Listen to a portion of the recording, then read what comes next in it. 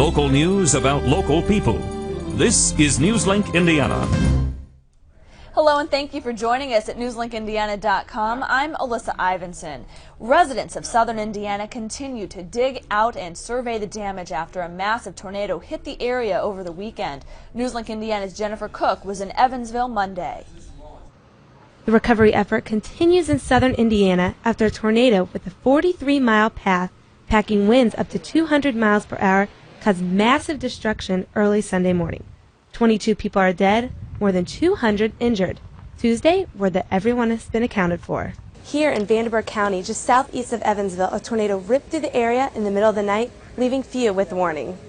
At the Eastbrook Trailer Park, 18 people died.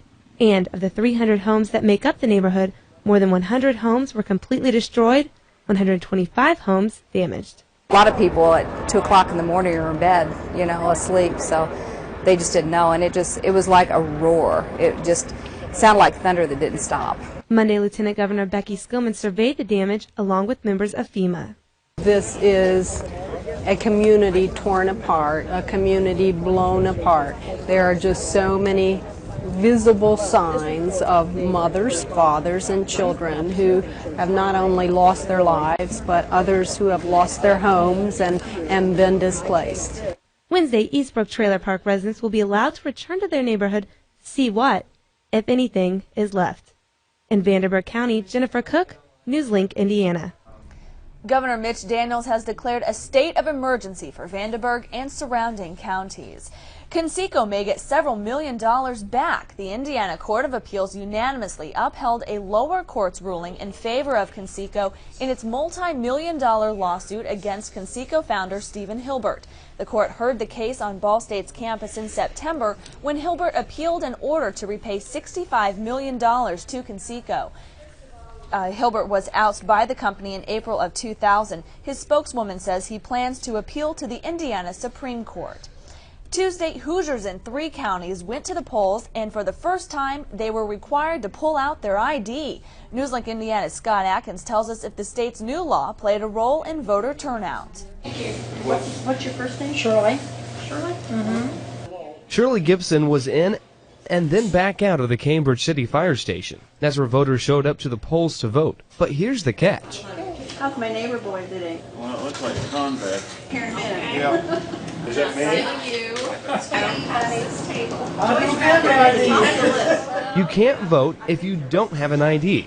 That concerns Shirley. A lot of people, elderly people, can't get here because they don't have license, because they can't drive no more because their eyesight or something. So I don't really think that's really good. The process is still relatively simple. Voters show up at the polls, pull out their government-issued ID. It can be anything from a driver's license, military ID, or passport. That's when Sandy will check them in. They'll sign in with the voters' poll list. This is the book that makes sure that they're a registered voter. Once they do that, they'll pick up their official ballot. No, they haven't. We have not turned anyone away because they refused to do that. We really haven't had any problems at all. Dan Drexler with the Libertarian Party doesn't see a problem with it either. Voting, you have to show your identification for purchasing cigarettes or alcohol. I mean, voting's more important than those activities. As to the question if the new law affected turnout, only time will tell. In Cambridge City, Scott Adkins, Newslink, Indiana. You can find exact voter turnout and election results right here at newslinkindiana.com on Wednesday morning. An empty plant in Marion will soon be home to a biofuel plant. The plant will use products such as leaves, sludge, lime, and sticks to create an alternative fuel source. Marion Mayor Wayne Siebold says the company is scheduled to open in March and will initially provide 45 new jobs to the community. That number is expected to grow to 150 jobs within the first 18 months. The CAPE grant in Wayne County is used to better students' educations, and Newslink Indiana's Colleen Borman explains how one program is experimenting with ways to motivate children. Learning new tricks is not the only reason these educators play around with science. And that leaves 8%. 70 educators from around the state are part of an international organization called Parents as Teachers. They just come together to celebrate Parents as Teachers and talk about the curriculum and get some new ideas, networking. Working to better the education of our youth may seem like fun and games. It has been very interesting all day. But it takes a lot of hard work.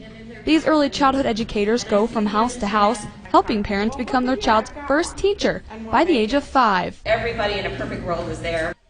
And after many interesting presentations, En el pico lleva flores y en las alas mis amores. Educators can use the new techniques to teach parents how to implement them at home. Everyday household items can be turned into homemade games. That's what these educators are teaching their parents during the programs. Striving to make learning fun for kids, so they'll want to pick up that book or even learn a new trick themselves. In Richmond, Colleen Borman, Newslink, Indiana. The organization meets every year on November 8th, and you can find more information right here on our website, newslinkindiana.com. And Jennifer Cook joins us now with a look at our forecast. And it looked like they had a lot of fun out there doing all those experiments. They did. Pretty nice weather to do that. It was. You know, it was a little cloudy today, but the temperature high today, 66 degrees, about 13 degrees above normal for this time of year. But tonight there's changes on the way. Storms are on the way. Overnight tonight where the threat exists. Some may be severe. So please keep an eye to the sky and be aware of this potential threat this evening. The primary threat, though, is large hail. Overnight tonight, lows are going to be pretty warm. The normal high for this time of year, 53 degrees, but the low, 3 degrees above that, 56. Indianapolis, 58 degrees. Bloomington, 58. Even warmer towns, southern Illinois, 58 degrees. The reason why we're seeing all this warm air is because we're sitting just south of this warm front. In fact, today St. Louis saw near 80 degrees. Southern Illinois, southeast Indiana saw exactly the same thing. We were quite warm today, 66 degrees once again, but changes on their way as this cold front slowly approaches. You can see 7 a.m. tomorrow morning. We're expected to see the bulk of the storms. Once again, the primary threat is hail, although we could see some strong wind, possible outside chance of an isolated tornado. As this cold front passes, it's really not going to drop our temperatures much, but then high pressure is going to move in. That's when we're going to see much more sunshine move back into the area. Highs tomorrow, not very cool, 65 degrees in Muncie, 65 Indianapolis. Up to the north, though, where the cold front will be impacting their area more heavily, 60 degrees in Chicago and 62 out in Illinois. Tonight, though, once again, scattered thunderstorms, low 56 degrees. It's going to be pretty windy as our winds shift from the east to the south-southwest, 5 to 15 miles per hour. Tomorrow, another warm day, 65 degrees, AM showers, and some clearing by the noontime. Gusty conditions, though, winds from the west, 15 to 20 miles per hour, but gusts could get up to 25 miles per hour. The 5-day forecast shows a little dip in temperatures Thursday, but then we're going to rebound on Friday, and the sun's going to remain out through most of the weekend. 61 on Saturday, 62 on Sunday. Sunday's our next chance for some showers, so another round of storms could move in tonight and then again on Sunday. Well, then we'll just hope that they aren't as severe as what we saw this weekend. Oh, definitely. Okay, thank you, Jenny. Ball State said goodbye to athletic director Bubba Cunningham Tuesday. Cunningham will leave Ball State for the same position at the University of Tulsa. A reception gave administrators and coaches a chance to wish Cunningham good luck. Cunningham says he's sad he'll miss projects he helped make possible, like the football stadium renovation. The campus will really be beautiful in the next 3 years, and it would be really fun to see all of that happen. But sometimes opportunities come and you have to take advantage of them when they're there. Cunningham's last day is Friday. His family will stay in Muncie through Christmas and will join him after the holiday season.